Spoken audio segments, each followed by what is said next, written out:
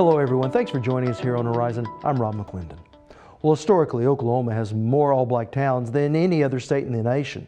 Cheap land in what then was Indian Territory, combined with the institutionalized racism of the segregated Jim Crow South, led many African Americans to these all-black settlements. It's a history that takes us back more than a century and a half to the middle of the Civil War and the Battle of Honey Springs. It was a rainy day in 1863 when armies from the North and South fought a battle Civil War reenactors still recreate. Every detail from their uniforms to the tactics they use, an accurate representation except one, the color of their faces. Well, the Battle of Honey Springs has been called the Gettysburg of the West because when this fateful day was over, the Confederacy began to lose its grip on this part of the country. But just as importantly as who proved victorious that day are the people who actually spilt their blood here. On that fateful day, soldiers from all 5 civilized Native American tribes wore both blue and gray. And believe it or not, the same can be said for African Americans. And the story itself is one of diversity.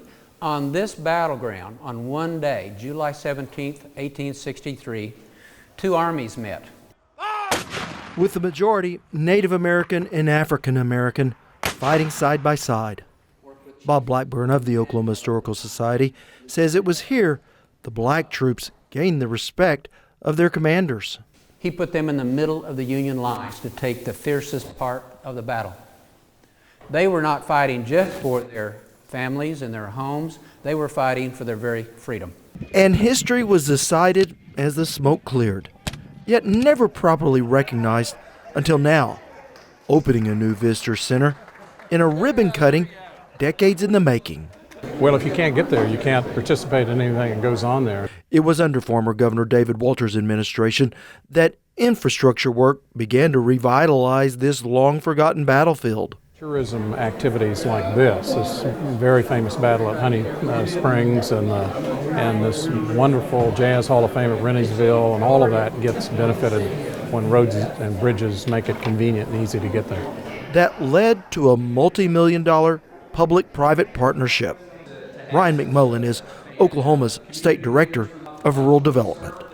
The significance of our Honey Springs Visitor Center is the remarkable number of partners that have been brought together to put a project on in a community that, frankly, most of Oklahoma has forgotten about, and to be able to build a state-of-the-art visitor center to tell such a compelling part of Oklahoma history. Thanks in great part to financing provided by the Department of Agriculture.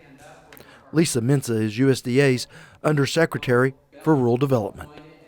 I think we do our best work in partnership, and most of the facilities that I lead require partnerships. You know, our biggest, I have a portfolio at Rural Development that's over $200 billion, $100 billion of that is in guarantees. So I'm guaranteeing private bank loans to industry, to facilities. And so, my goodness, that is right here in Renniesville.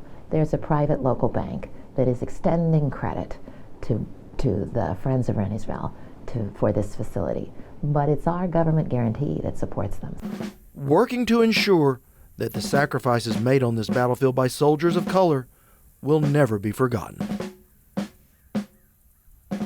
And just like the Battle of Honey Springs was a turning point for the war in the West, hopes are the opening of the new visitor center will be a turning point for the historic black town of Renniesville that sits right next door. And that's where we pick up our story when we return.